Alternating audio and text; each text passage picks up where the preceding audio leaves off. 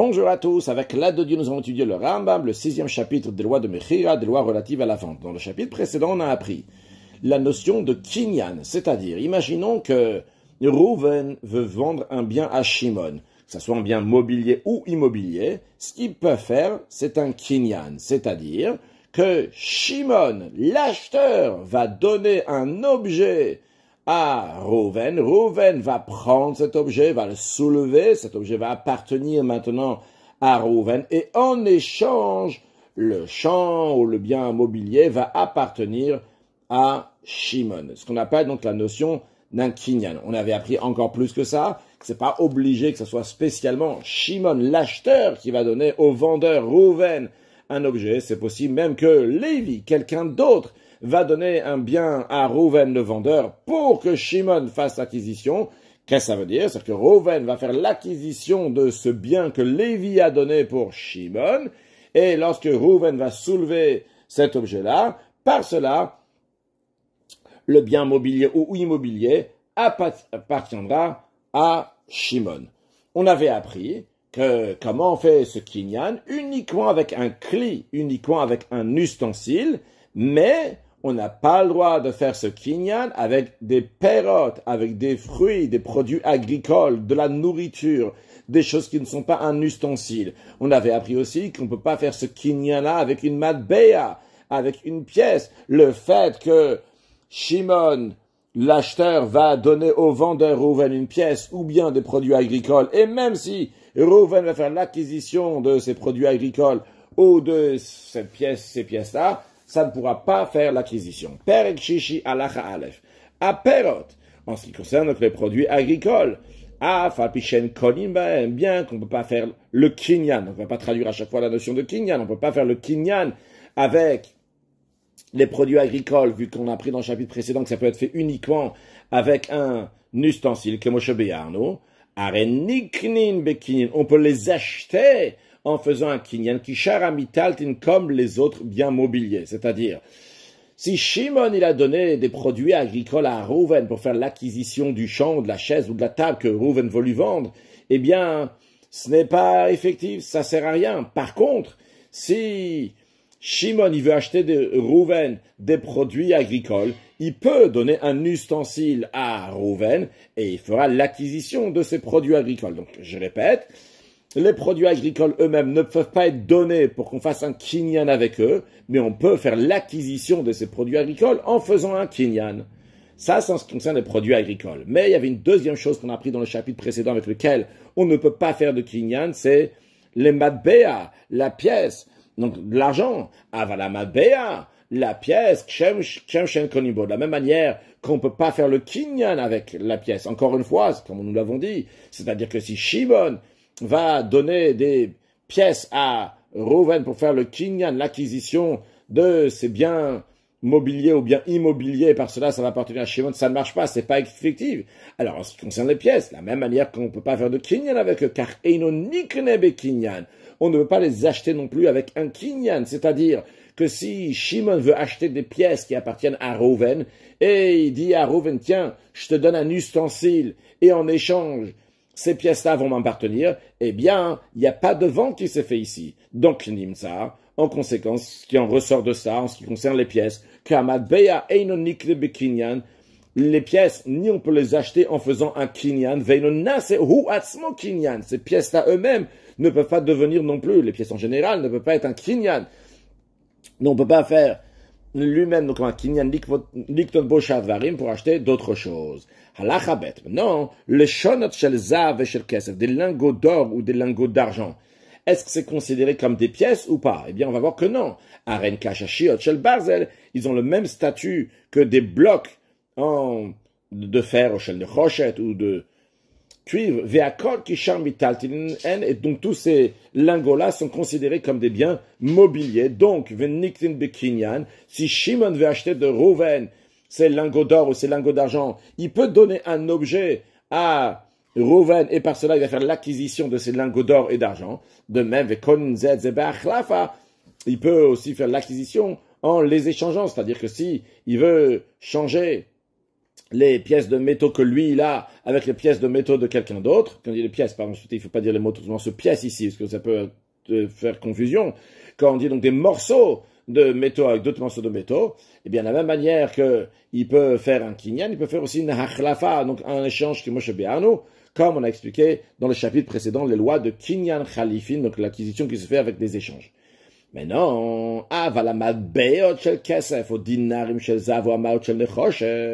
mais lorsqu'il s'agit des pièces, que ce soit en argent, donc des dinarim d'argent, ou bien que ce soit des dinarim d'or, ou bien de l'argent qui est donc un nechoshet en cuivre, avec kulan damin keneged sharmitatil. Quand tu mets l'un face à l'autre, c'est-à-dire l'un face à l'autre, tu mets des pièces d'un côté, que ce soit des pièces en argent, que ce soit en or, que ce soit en cuivre, et d'un autre côté tu mets des biens mobiliers, eh bien ils sont toujours considérés de l'argent, donc un paiement pour le mitaltelin, pour des biens mobiliers. Donc si quelqu'un va faire cet échange-là, c'est pas un échange. Ça marche pas ici. C'est pas un chlifin que tu es en train de faire. C'est une vente ici, un achat qui est en train de se faire.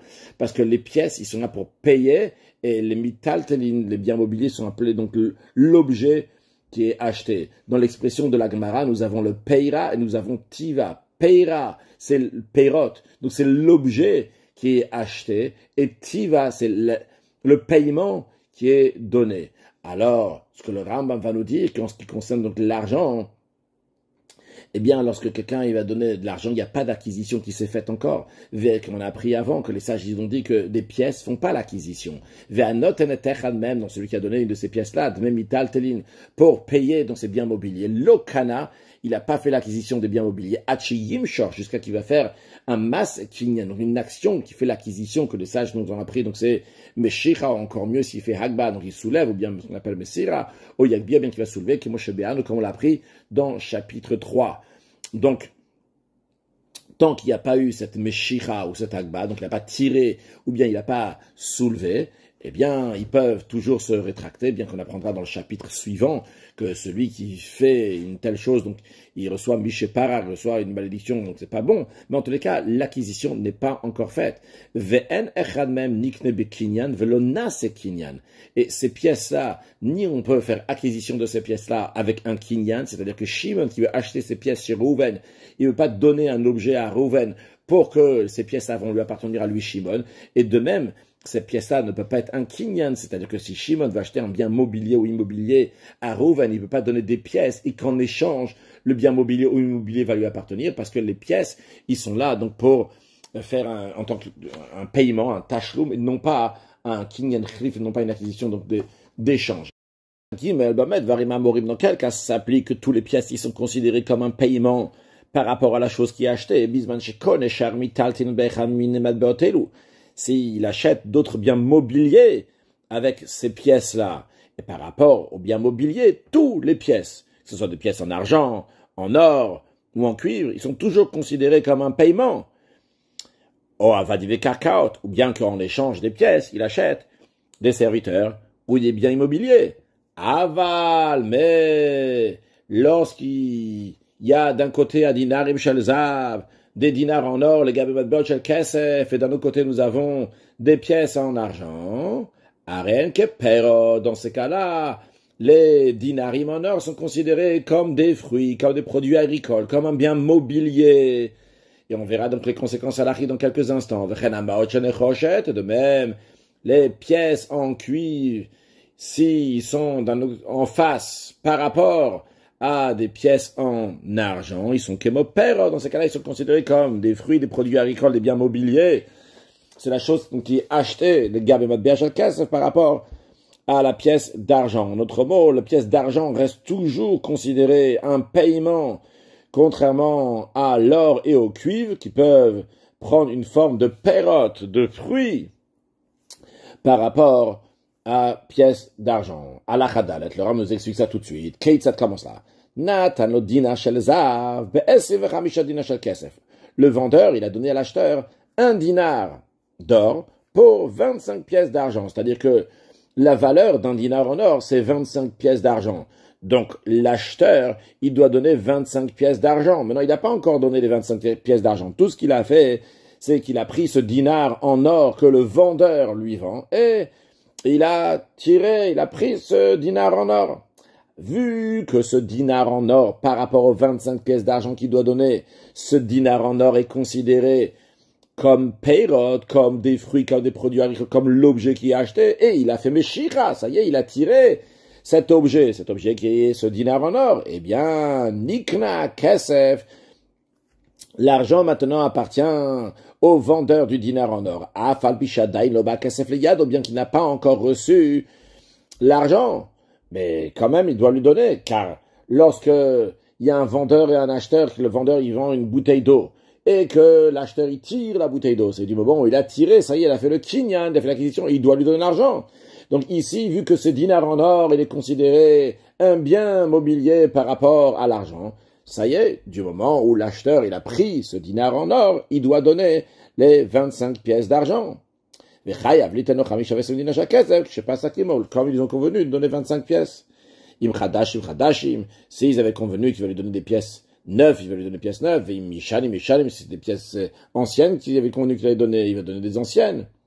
Mais non, d'un autre côté, l'acheteur, il vient chez le vendeur et il lui dit, écoute, ton ami, tiens, prends 25 pièces d'argent et en échange, tu vas me donner un dinar en or. Mais il n'a pas encore donné le dinar en or. Le vendeur n'a pas donné le dinar en or. Lokana, celui qui a donné les 25 pièces d'argent, n'a pas encore fait l'acquisition du dinar en or. Il va le prendre. Il va faire l'acquisition avec Meshira en le tirant. Et tant que le vendeur n'a pas donné à l'acheteur le dinar en or, même si l'acheteur il a donné 25 pièces en argent, il n'y a pas eu d'acquisition qui s'est faite ici, et donc chacun peut encore se rétracter. Alachae, Nathan Shloshim Isar Shel Nechoshel Dinar Kesef. Maintenant, s'il lui a donné 30 Isar, c'est une pièce, donc en cuivre, pour un dinar d'argent, c'est la valeur. 30 Isar de Nechoshet, ça vaut un dinar en argent. Mais suite à ce qu'on a vu dans l'Achagimel, que quand il s'agit, d'un côté nous avons des pièces en cuivre, d'un autre côté nous avons de l'argent, eh bien l'argent reste toujours un tachloum, un remboursement, et le nechoshet, le cuivre, devient, on parle des pièces d'argent, pièces en cuivre, donc le cuivre devient peyrot, des fruits. Eh bien ici, vu que le vendeur il a donné 30 pièces de nechoshet, et l'autre il doit lui donner un dinar de kesef, eh bien du moment où l'acheteur il a pris les 30 issars de nechosh, de cuivre, eh bien, il a fait l'acquisition de ce bien. Ça s'appelait ici le peira, peirot, le Ram nous a dit dans la Hagimel. Donc, dans ce cas-là, nikna dinar shel kesef. Le dinar d'argent appartient maintenant automatiquement au vendeur. Vechayav litenlo kemoshe pasakimo. Donc, l'acheteur doit donner ce dinar en argent au vendeur des 30 pièces de cuivre, comme ils ont convenu. Im dinar chadash. Si c'était un dinar nouveau, il doit lui donner ce dinar d'argent nouveau, veim yashan, s'ils ont convenu, nous c'est un ancien. Mais non, avalimnat, un autre dinar shel kesef, bishloshimi, ça, si il lui a vendu un dinar d'argent et que l'autre en échange, il doit lui donner 30, l'acheteur, il doit lui donner 30 pièces en cuivre, lokana, il n'a pas encore fait l'acquisition, celui qui a acheté ce dinar en argent, même si il a tiré, on considère que c'est pas un peira, c'est pas un fruit, c'est pas un produit agricole, c'est pas un bien mobilier, ça reste toujours tiva, ça reste toujours quelque chose qui est pour payer. C'est uniquement lorsqu'il va prendre les pièces en cuivre, il va faire une acquisition. À ce moment-là, l'argent, le dinar en argent va appartenir à celui qui a donné les 30 pièces en cuivre. En attendant, chacun peut se rétracter. Donc le principe que nous avons vu, c'est que malgré le fait qu'on a dit que des pièces sont toujours considérées un tachloum, un paiement, mais dans l'Ach Gimel Dalet, le Ram nous a dit qu'en ce qui concerne des pièces en cuivre ou bien des pièces en or par rapport à de l'argent, eh bien les pièces en cuivre et les pièces en or sont considérées un bien, des mitaltelin, des peirot, des produits agricoles, et l'argent est considéré un paiement toujours quoi qu'il arrive. Quand je dis de l'argent, on parle donc des pièces en argent. Et maintenant, à la Chavav, dans lequel le Ram nous rajoute encore d'autres pièces qui sont considérées des peirotes, des produits agricoles, donc un bien qui est acheté, donc en plus des pièces en or et des pièces en cuivre par rapport à des pièces en argent. Il y a aussi de même les mauvaises pièces de monnaie chez Psalatana Malchut Medina qui sont invalidées par le gouvernement, par la province. On n'a pas le droit de s'en servir, ou bien que les gens de la ville, ils ont décidé qu'on ne va pas faire de commerce avec, ou dinarim sheinam yotzim bota Medina, ou bien des dinars qui ne circulent pas dans cette province, venosim venotnim baem, et on ne fait pas donc d'affaires, de commerce avec ces pièces-là, tant qu'on ne les a pas échangées, c'est un échangeur d'argent, le matbe acher, pour échanger avec une autre pièce. Arem ke perot echoldavar, bien ces pièces-là qui ne sont pas utilisables pour faire un achat, ils sont considérés comme des produits agricoles.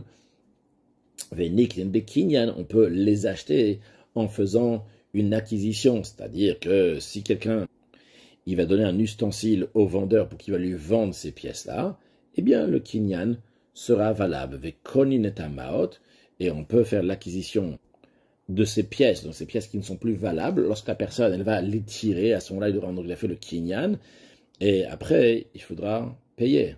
C'est le principe que nous avons vu déjà plusieurs fois, que quand on tire le bien mobilier, eh bien après on est obligé de donner l'argent. Par contre, ve'en amaot konototan, si l'acheteur il a donné au vendeur de ces pièces-là, ces pièces qui sont plus valables, il lui a donné en échange des pièces valables pour acheter, entre guillemets, ces pièces pas valables qui sont considérées, sans guillemets, à acheter ces pièces-là, qui sont considérées des produits agricoles, eh bien, l'achat ne s'est pas fait, parce qu'encore une fois, on a vu plusieurs fois que l'argent ne fait pas l'acquisition des biens, chaque la perd, donc c'est comme tout, les biens mobiliers, on va dire.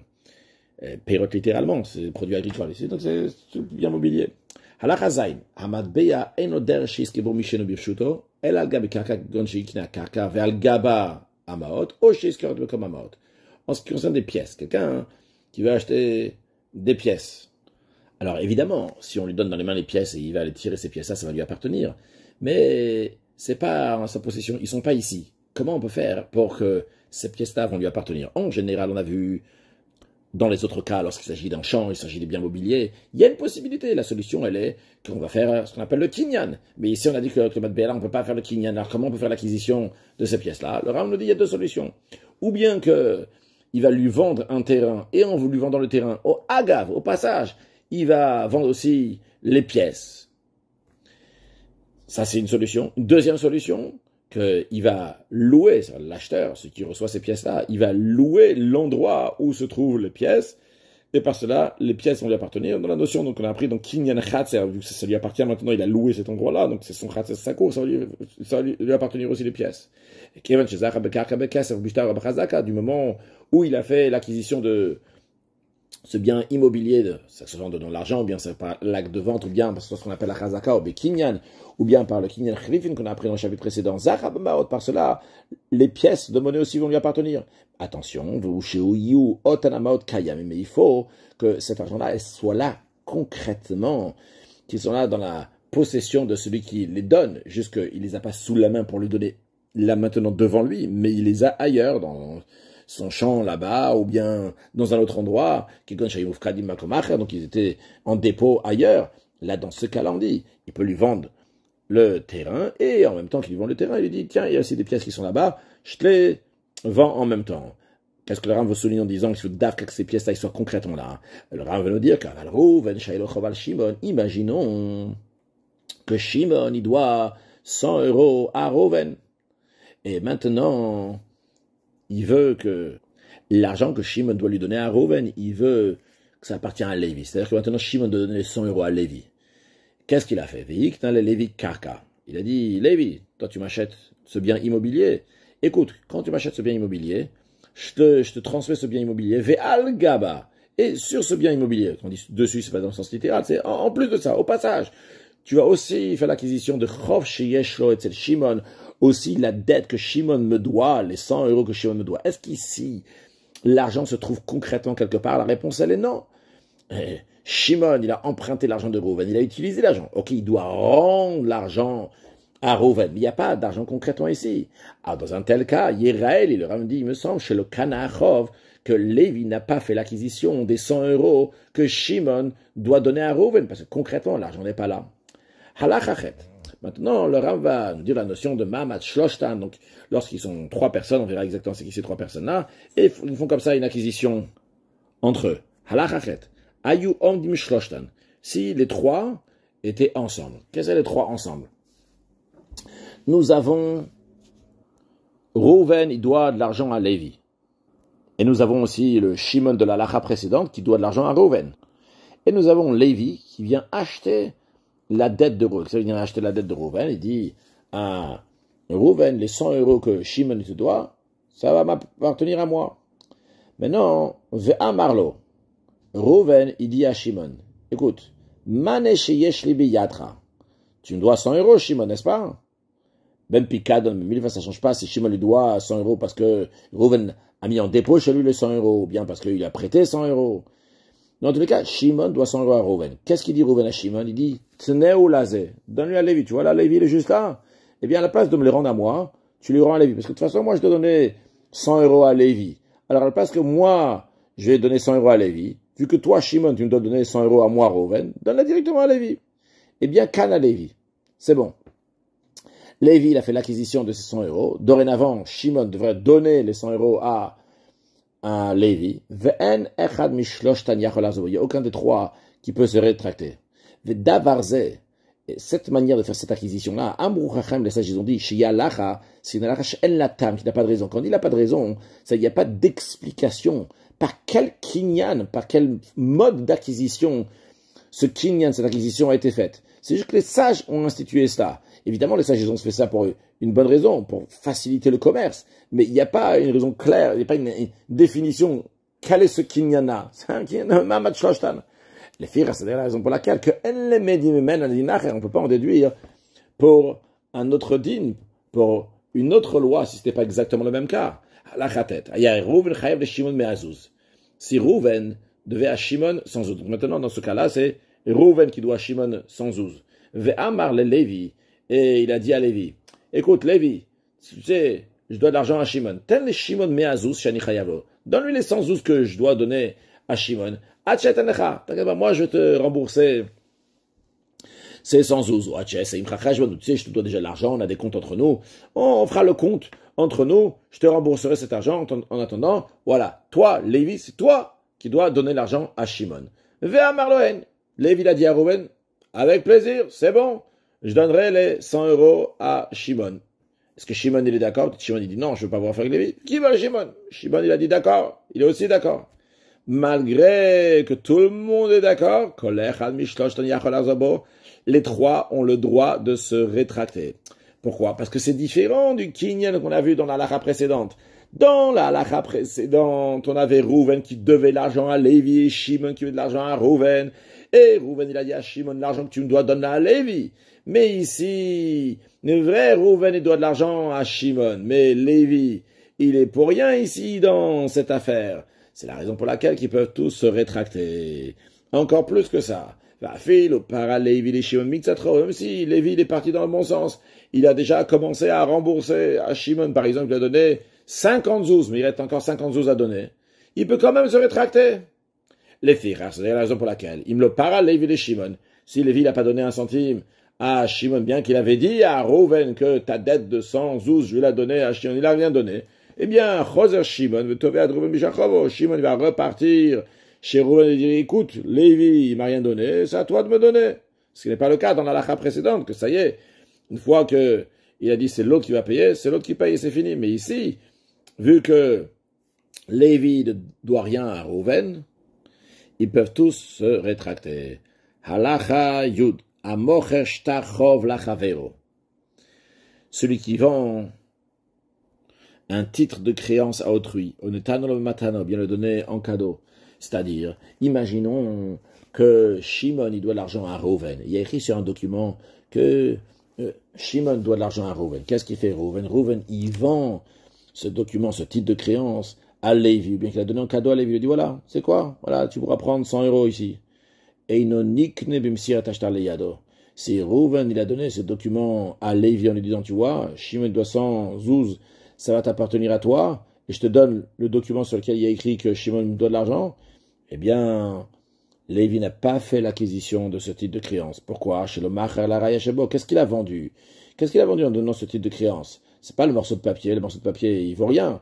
C'est la preuve qu'il y a dedans. Mais Venarayen Pesel Bayad, la preuve, tu ne vas pas la saisir avec la main. C'est vrai que ce qu'il a donné, Reuven à Lévi, c'est un document, mais le document c'est du papier, il lui a pas donné la preuve.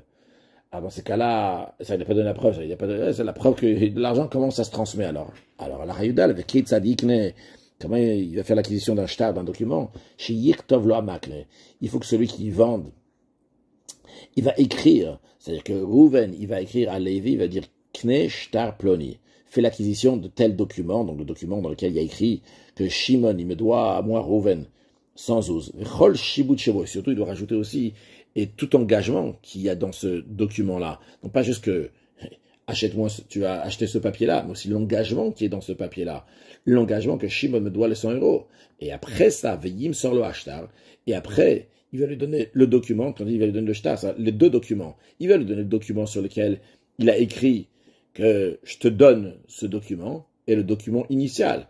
Venim, ça il se trouve chez Nik Debiktivo Messira, que ce document-là sur lequel il y a écrit que Shimon doit sans ouz à Reuven, comment Lévi peut faire acquisition? C'est par le fait que Reuven va lui écrire un shtar, un document, et aussi va lui transmettre. Il n'y a pas besoin de témoins pour dire qu'en effet Lévi a fait l'acquisition de ce document, même s'il n'y a pas de témoins. Bien si le prêteur, donc Reuven, il vient, il dit à Lévi, hey, c'est mon document. Non, ça reste chez Lévi. Par contre, lorsque Lévi va aller chez Shimon, va demander à Shimon, nous, il faut que tu donnes les 100 zouz, eh bien, il faut qu'il y ait des témoins sur le fait que, en effet, Reuven a écrit le document et il a donné à Lévi pour qu'il puisse prendre de l'emprunteur les 100 zouz. Pourquoi?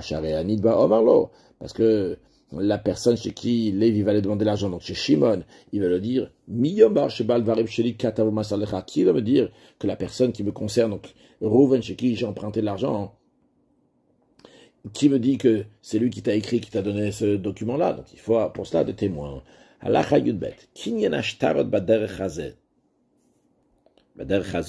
L'acquisition de titres par ce procédé, midivre sofim, c'est d'ordre rabbinique. Aval mina Torah, mais d'après la Torah, bibliquement parlant, ena rayot niknot.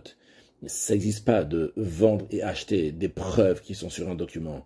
Et la goufa davara kanubilvaz, qui existe dans la Torah, donc de vendre, c'est uniquement la chose elle-même. Donc le papier lui-même, c'est ça qu'il a vraiment acheté.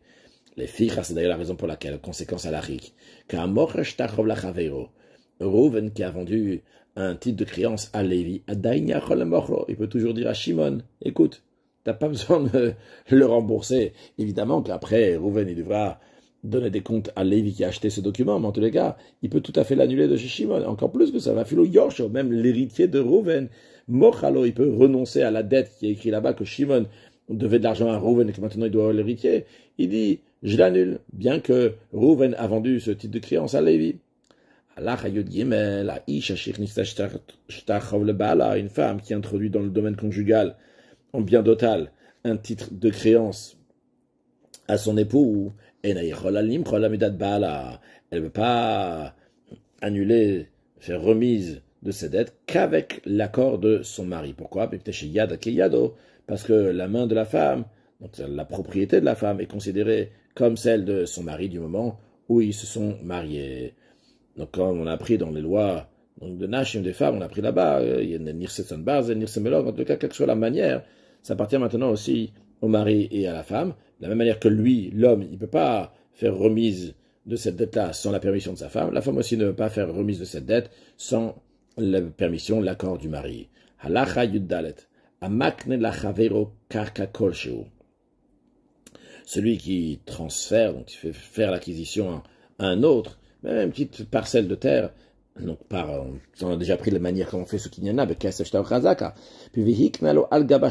et en même temps, agav karka, au passage, il a fait aussi faire l'acquisition d'un titre de créance. Par cela, il a fait l'acquisition de titre de créance. N'importe quel endroit où il se trouve, même s'il n'a pas écrit un autre document sur lequel il écrit, qui lui donne ce titre de créance-là, et sans lui avoir transmis le document sur lequel il a écrit, qui lui a donné ce document-là, et évidemment, donc, lui donner aussi le document de titre de créance.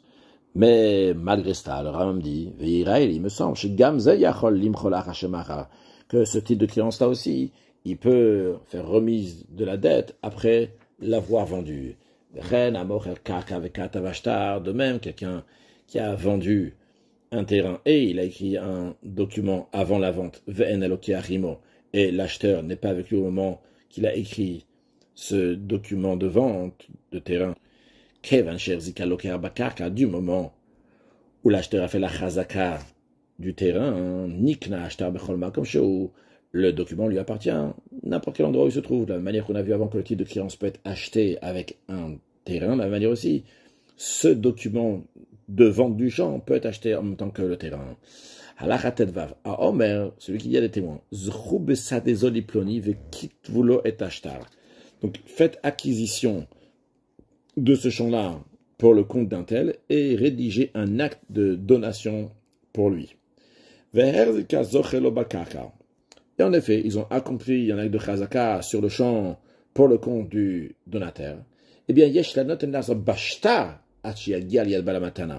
bien, le donateur peut se rétracter en ce qui concerne l'acte de donation jusqu'à qu'il parvienne en la main du donateur. Il peut toujours se rétracter. Et bien qu'il ne peut pas se rétracter concernant le don qu'il a fait du champ, parce que le don il est effectif. Mais en ce qui concerne le shtar, le document, il peut encore se rétracter, qu'il n'y aura pas de document. S'il a dit aux témoins, faites acquisition de ce champ à condition que vous allez rédiger un acte. Alors, dans ce cas-là, même s'ils ont réalisé un acte de chazaka sur le champ pour le compte du donateur, eh bien, il peut toujours se rétracter, pas seulement sur le document, mais aussi sur le champ qui a gâché taramatan et les mekabalamatan, jusqu'à que l'acte de donation va parvenir dans la main du donateur, parce qu'il a dit almenat à condition que, donc tant que la condition n'a pas été faite, l'acte de donation n'a pas encore été fait, eh bien, il peut toujours se rétracter sur la totalité, quand on dit la totalité, c'est même sur la donation du champ. Juste une précision en ce qui concerne ce qu'on a dit dans l'Ara Yudalev, qu'on a dit que ça a acheté Biktiv au Messira, ça veut dire qu'il doit lui écrire un document dans lequel il dit qu'il lui vend le titre de créance, au Messira, il doit lui donner. Alors, en effet, il doit lui donner les deux documents, aussi bien le document dans lequel il a écrit qui lui donne le titre de créance et le titre de créance. Mais le principe de Messira ici, c'est qu'il lui donne le titre de créance. C'est pour ça qu'on dit que le titre de créance, comment on l'acquit, Biktiva au Messira. Conclure avec un mot de Chassidut. L'idée générale de Mechira de vendre quelque chose, ça montre qu'il y a ici une existence de ce monde-là, qui n'est pas juste une impression, Metsiut, Reshut Arabim, Tour et Fouda. On ne voit pas l'unité d'Akadosh Baruch Hu, il faut faire un kinyan basé sur la Torah pour en faire de ce monde-là un Reshut Yachid, dans le domaine privé, l'Ichido Shelolam, à celui qui est unique au monde d'Akadosh Baruch Hu, Mashiach, na, une excellente journée.